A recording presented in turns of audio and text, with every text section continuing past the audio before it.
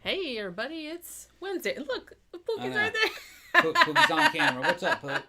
You having fun? She jumped up behind me. I didn't even notice. Yeah. She did like a really cute thing this morning. She's not a real... I mean, she's very affectionate. She likes to like lay down next to you and stuff like that. But this morning she came in here and she was like farting around on my desk like she usually does, like snuffling around and, you know, licking it and whatever. And she climbed down and like curled up in my lap. I don't think she's ever done that in the whole time that we've had her. Yeah. Beijing is more of a lap kitty. She's coming over here now. Yeah, she was like, I'm going to tear that shit up. All right. So, see how everybody's doing. See who's in the chat. Oracle says, Jenny, doesn't Pookie do something cute every morning? Yeah. She does. She's always doing something cute. Even just sitting there and looking, she's doing something cute. Yeah. Okay. Yeah, everybody's here.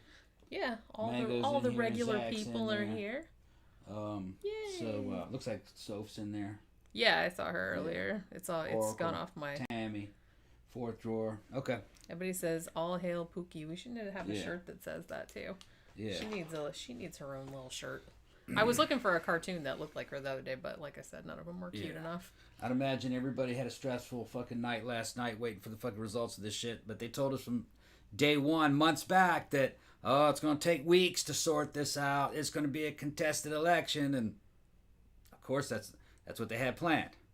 Well, no, this is how long it always takes when it's close. It doesn't take this long. They'll know by the end of the week. I told you yesterday. I said they're not going to know by the end of the night. Yeah, you believe what you want to believe. Last time we knew you had a clear count. I don't want to argue. I don't want to argue about it in front on camera. It wasn't close.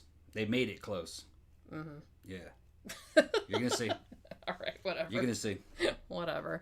So the one where this is what we're talking about today. We actually watched this last week, but we didn't get around to talking about it.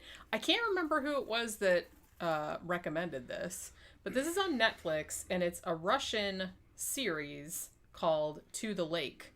I guess the Russian title is Epidemia or whatever. It's supposed to mean like epidemic or whatever. So it's weird because if you look at the trailer, it's almost kind of like, seems like a zombie series, but it's not exactly like that. It's kind of more, I think it's 8 episodes is the first season. And hopefully there'll be a second one because they left it on a huge cliffhanger, which I'm not going to say what it is, but basically what this is, and it's weird because it premiered in Russia last year, like before the pandemic hit. So it's very spooky, like the way it kind of like predicted like some shit. I guess not, because people have been talking about flus and stuff going around for like years and years, ever since they had swine flu and bird flu and all that. So it's not really that crazy. But so basically this is about an epidemic that hits and starts like wiping out people in Moscow. And it sort of looks like, it makes the people look like 28 Days Later zombies a little bit. Like it kind of turns their eyes white.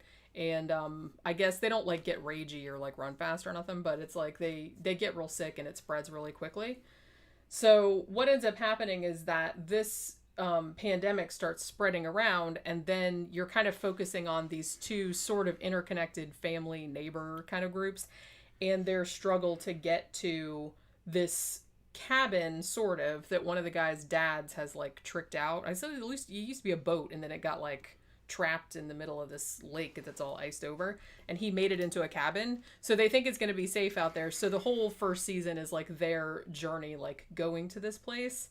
So now I really liked this, and like I'm seeing like a lot of really good reviews of it, but don't go into it thinking that it's going to be like a zombie plague or that there's going to be like super gory or anything. It's basically like a drama about these people and about, there's enemies and stuff because there's like these rogue groups going around that like pretend that they're military, but then they're like wiping people out. So there's that, and then there's like you know, sick people, you don't want to get sick and everything like that. But it's mostly just kind of a drama about them with the epidemic kind of shit going on like in the background. You know what I'm saying? Yeah, I didn't like it. You didn't like it? Not really, no. It was actually, it had a good potential, all right? It's pretty good acting. The setting is really good because most of it's happening in the snow. It's Russian as shit, you know what I mean? But because it's not zombies, the plague victims really are not any kind of threat. Well, it's not threatening. No, you only see them a couple of times. They don't seem to be any threat on the healthy population either. So what you have is you have a zombie movies without any zombies and with no threat of anything like zombies. You end up with a bunch of survivors just killing each other. Kind of what well, yeah, it's more like, and honestly, like a lot of zombie movies have this too, that it's like, it's not necessarily the zombies you have to worry about, it's like other humans because humans suck. But it's like, this is like that. But like I said, it happens in the pandemic just because that's something that will like wipe everyone out. So it is like something that you have to like worry, like the infected people aren't going to eat you or anything like that, but you do have to worry about getting the disease. But I feel like that going on in the background is just kind of like makes everything chaos. And then you have like these dudes that are like pretending to be military that are going from town to town, like wiping people out.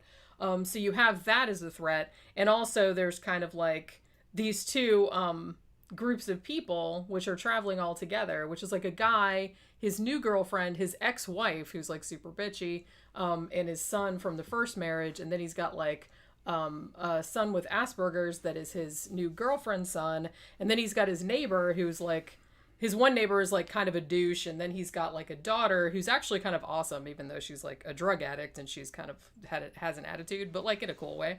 And he's got a really young pregnant wife, and they all kind of like hate each other. So there's like a lot of squabbling, like not, and a lot of vodka drinking. Holy crap. That's like the first thing they I was like, this is Russian, all right. It's like the first thing they do. Like they fucking get to any new place. They're like, where's the vodka? Did anybody leave some fucking vodka here?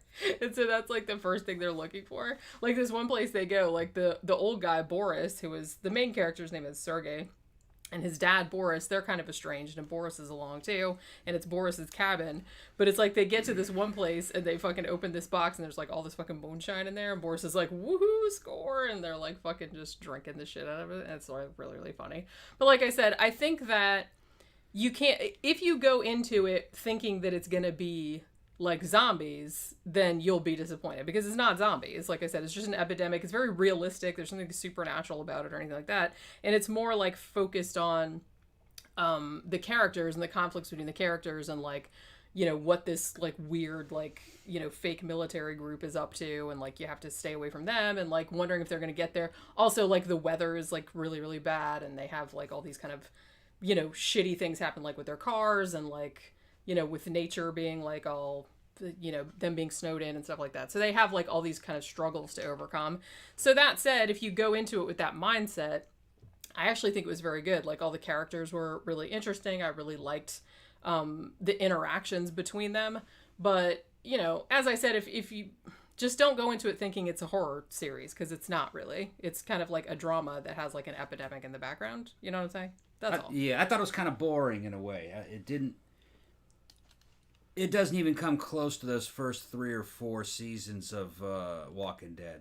Mango asks if it's on Netflix. Yes, it is. Yeah, it's on Netflix. It doesn't. I mean, but here, the interesting thing is like the very last episode of that first season, they kind of teased you with a new element coming in that might ramp it up. Like I said, it's a cliffhanger for sure. Yeah, but that first season, no. Because the disease is not really a threat, if you ask me. Right, but I mean, it's just, yeah. But like I said, that's kind of like not the main. That was just kind of like a thing that's going on in the background that's making everything suck harder. Yeah. You know what I'm saying? Yeah, but it like I said, it's a zombie movie. It's a zombie series without the element of the zombies. So therefore, I don't know what it is. I guess it's like a very toned down zombie movie. That's what it comes across as. And I just wouldn't have put the fucking plague in it at all. Just have them die instead of, you know what I mean? They're zombie-like. But why don't they just go the whole way, where there'd be a bunch of them at once coming at you? Because they've already made that like a million times. I guess they just didn't want to do that again. Fourth Row Down says, nobody sleeps in the woods tonight. I've actually been wanting to watch that, so we'll probably get to watching that so we can review it like Maybe we can do a matinee on that on Sunday or something like that, because I have been wanting to watch that. Oh, I actually watched something really good. I've been wanting to see this movie for a long time. You didn't watch it, but I found it on Hulu. It came out in 2019, and I'd been hearing like a lot of buzz about it, so I finally, like, I saw it was on Hulu, and I was like, woohoo. So I just, like, got a drink and sat down and watched it last night. It's called Wounds. I don't know if you guys have seen that movie, but I really, really dug it. It's pretty weird, and it ended sort of abruptly in the sense that I didn't expect for it to end where it did. Like, I thought it was going to keep going, and then the credits rolled, and I was like, oh, okay. I didn't think that was going to end there. But I really, really liked the story. It was like a really weird, like, original story, and I had no fucking idea where it was going, which was good. Like, because I'm sitting there going, what the fuck is going on with this shit? And it also has that chick that was in all the 50 Shades of Grey movies, but don't, like, hold that against her, because she's actually good in this movie. I haven't seen the 50 Shades of Grey movies, but I heard they were terrible. The books are terrible, that's for sure. But yeah, so I heard the movies were bad too. But yeah, so anything else you would like to add onto the shit about the series or whatever? I don't really have much comments about it.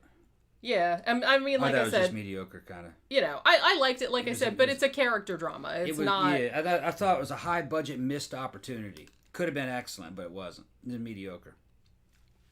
David DeFranco says, Nathan Ballingrud, I hope I'm pronouncing that right, wrote the story based on Wounds, his short story collection, North American Lake Monsters. I've heard of that collection, and I've actually been wanting to watch that, because I thought it was, like, based on a story or a book or something. So, and like I said, I'd been hearing so much about that movie, and I was, like, really excited that Hulu had it, because Netflix doesn't and Shudder doesn't. So I'm really glad I finally got to see it, because it was weird as shit. And woo, if you are, like, afraid of cockroaches, wow, there's a lot of cockroaches in this movie. And, like, I was, like, watching it going, I did not expect there to be so many cockroaches, and I was getting, like, really stressed out about it, because cockroaches, like, fucking gross me out. But yeah, I think this series, To the Lake, was based on a book as well, but I can't remember the name of the author. But yeah, so it's Wednesday, so tomorrow is Witching Hour, Friday is the movie retrospective, and then we'll be back to do another live stream on Saturday evening as usual, doing a episode, gonna go more in a paranormal direction this time. If you're one of our patrons, you already know what the topic's gonna be, because y'all voted on it. And it won pretty handily. So hopefully you guys will enjoy that. And we will talk to you again on Saturday. Thanks for stopping by. Bye.